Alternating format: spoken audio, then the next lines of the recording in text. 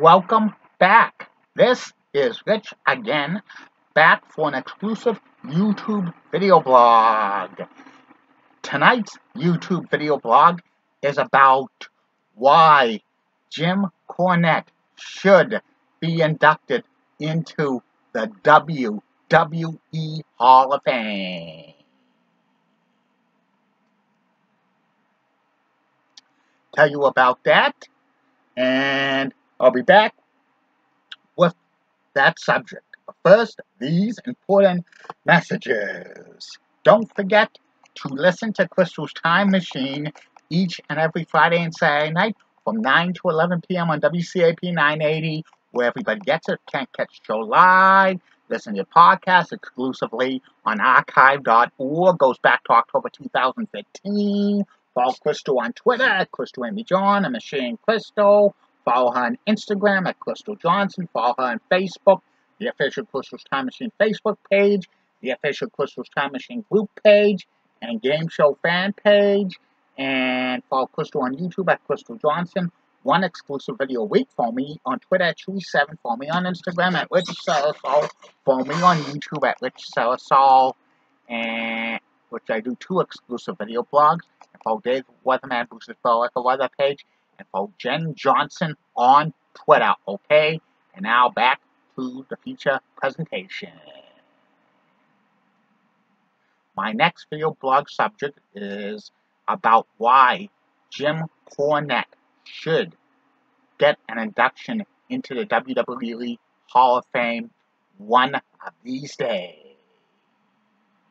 Jim Cornette has been in the world of professional wrestling for over 40 years, first as a photographer in the old CWA, USWA territory when he was a teenager. He was a wrestling manager for so many years, a promoter. He owned Smoky Mountain Wrestling for 4 years, a booker for WCW, WWE, and OVW, Ohio Valley Wrestling.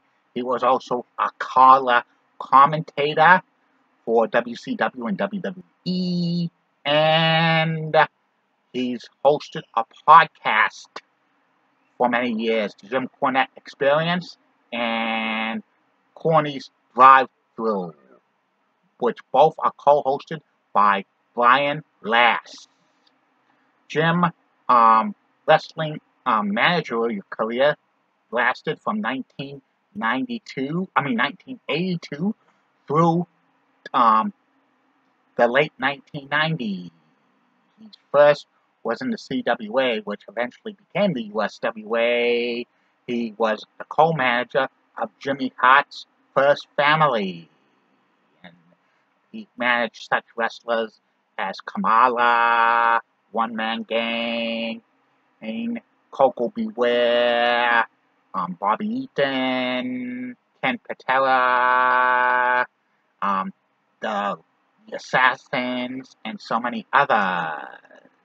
His biggest fame was going into Mid-South Wrestling, managing the Midnight Express with Bobby Eaton and Dennis Condrey. They won many Mid-South Tag Team Championships, feuding with the Rock and Roll Express.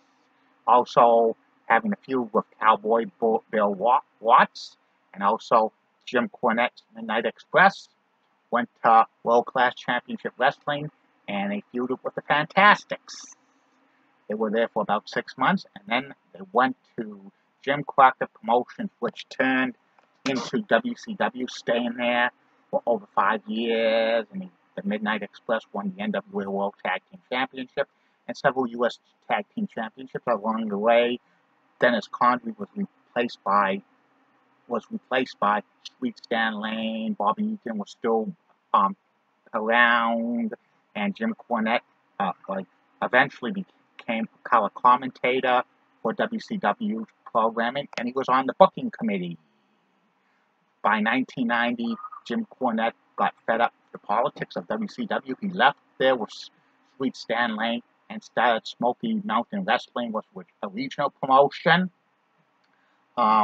in the North Carolina, South Carolina, Virginia, Tennessee, Kentucky, and Georgia area.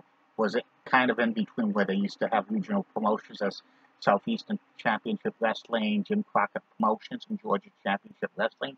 He was the booker and owner for 4 years. He managed the Heavenly Bodies. First was Sweet Stan Lane and Dr. Tom Pritchard, and that eventually became Dr. Tom Pritchard and the Gigolo, Jimmy Dalloway. And they won many Smoky Mountain Tag Team Championships. Still continue to feud with the Rock and Roll Express. Around 1993, Jim Cornette went to the WWE in a talent exchange with Smoky Mountain Wrestling. Some WWE superstars went to Smoky Mountain to do some shows, while some talent from Smoky Mountain went to the WWE, including the Heavenly Bodies. And Jim Cornette became spokesperson for Yokozuna, WWE Champion. And he was going back and forth with Smoky Mountain and WWE for a few years before that folded in 1995. He also managed Manta and also Owen Hart and Yokozuna to WWE Tag Team Gold. He left. He went to the WWE full time in the summer of the fall of 1995. He became part of the booking committee. He also managed Vader and the British Bulldog Davey Boy Smith. Jim started to get phased out, managing by 1997 and focusing on creative. He worked a lot with Vince Russo, which he calls Vince Russo, name I'm not going to mention, but the initials are SS. And he actually did some, in the fall of 1997, Jim did some work, did some commentating about Jim Cornette's point of view for the wrestling industry, which got a decent amount of pop. In 1998, Jim went managing again, having an NWA faction in the WWE, but that consisted of the Rock and Roll Express, Jeff Jarrett, Barry Windham, the New Midnight Express, which was Bart Gunn and Bob Holly, which that was a big time flop, and Dan the Beast Severn. But the NWA angle faded away very quickly, and by the late 1990s, Jim was just relegated to being announcing on Shotgun Saturday Night, and sometimes guest commentating Lawler's War when Jerry the King Lawler missed a couple of things here and there. And he also was the color commentator of SmackDown for the pilot episode on UPN. And in 1999, Jim moved from Connecticut back to Kentucky to run OVW, and he still was on the WWE payroll. OVW became the top developmental territory for the WWE. For 6 years, he ran it until he was fired because he had some problems with the front office staff. And then Jim went to TNA, and he worked there a few years, also Ring of Honor. Since the mid-2010s, Jim has not been on any regular professional wrestling organization in the United States. He's focused a lot more on his podcast career with the Jim Cornette Experience and Corny's Drive-Thru, which they review all the wrestling shows each and every week from AEW and WWE, and also other wrestling topics.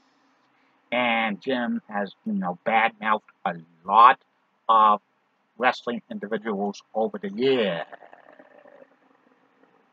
And his accomplishments speak for themselves that Jim Cornette should go into the WWE Hall of Fame. Some of his contemporary managers, like Jimmy Hart, Bobby the Brain Heenan, Precious Paul Ellering, J.J. Dillon, and Paul Heyman are actually in the WWE Hall of Fame, but Jim Cornette isn't because he has a sour relationship with WWE management, even though in 2017, Jim inducted his longtime rivals, The Rock and Roll Express to the WWE Hall of Fame. And I think the chances of Jim Cornette going in the WWE Hall of Fame are probably less than maybe 5%, which is very, very shameful. He should, Jim Cornette should, accept an honor for the WWE Hall of Fame.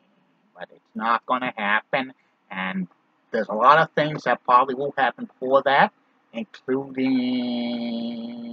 it snowing, having a white Christmas in Orlando, Florida, and West Palm Beach, Florida on Christmas Day, or 90 degrees on Christmas Day in the Twin Cities of Minneapolis, St. Paul, or me having lunch at the 99s with Betsy Quedor, Dickie Ackroyd, and Bobby Ackroyd, or me, my favorite TV female meteorologist in the world, Julie Broughton from News 6 in Orlando, Florida. But who knows? That's about it on that. I'll be back later with my YouTube video blog later on this week. Bye now.